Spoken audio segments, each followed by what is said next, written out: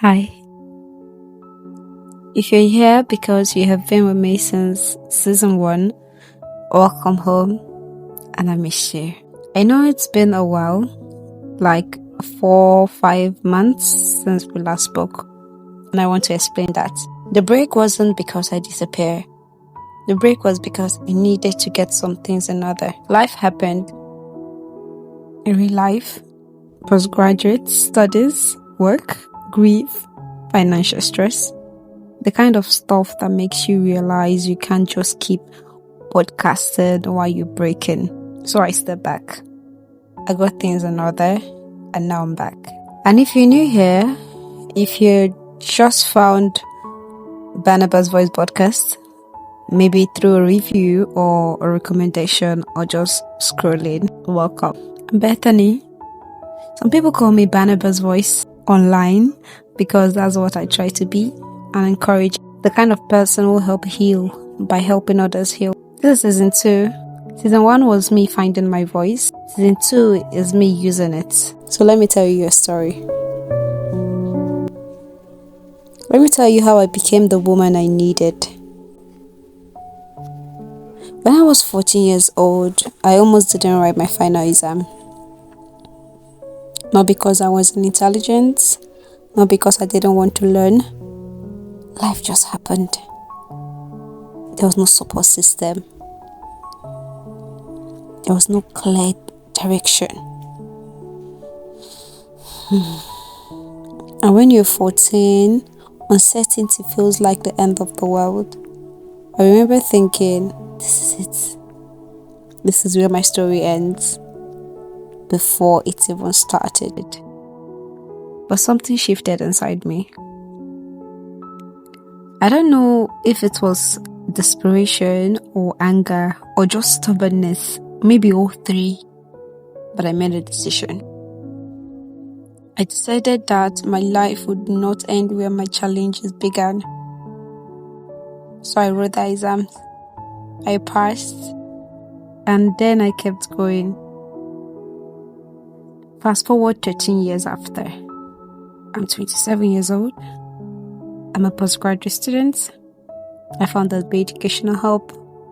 I created Literature Carnival, my first physical event that brought over 100 students together to celebrate Nigerian stories. I started a podcast called Barnabas Voice Podcast. I was on the radio talking about poetry. I'm building things. I'm creating spaces. I'm doing the things 14-year-old me didn't think were possible. But here's the thing nobody tells you about becoming.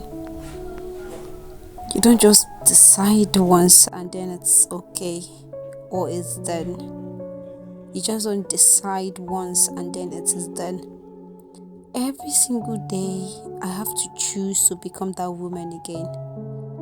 Early morning, every morning when the bills are due and the money isn't there and my family is struggling and I'm exhausted, I have to choose. And there are so many days I want to give up. But I remember that 14-year-old girl who refused to let her story end there. The woman I needed when I was 14. She wasn't someone who had it all figured out. She wasn't someone who was never tired. She wasn't someone who never doubted herself. The woman I needed was someone who kept going anyways. Someone who built what was missing. Someone who looked at the spaces that didn't exist and said, I will create them. And that's who I'm becoming.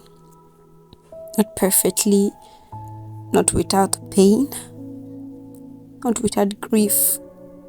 Because I carry that too, every single day. But consistency, intentionality, one day at a time. So why am I telling you this? Why am I back after all those months? Because if you're 14 and you think your story ended, it didn't. If you're 25 and you feel like you are too far behind, you're not. If you're 30 and you're just starting, it's not too late. If you're in the middle of a struggle right now, you're not broken. You're becoming. And becoming is hard. Becoming is lonely sometimes. Becoming costs money you don't have and energy you have already spent. But becoming is also the most powerful thing you can do. This is the Barnabas Voice podcast. I will say the truth with a gentle voice. I'll be here every Sunday at 9 p.m. This is where we'll talk about real things, postgraduate life, grief, money, building while breaking, healing while moving. The stuff nobody else is talking about. The stuff you're going through right now. The stuff that matter. So stick around, because the woman you need to become, she's already inside here. You just have to keep choosing her every single day. And Brittany, let's do this together.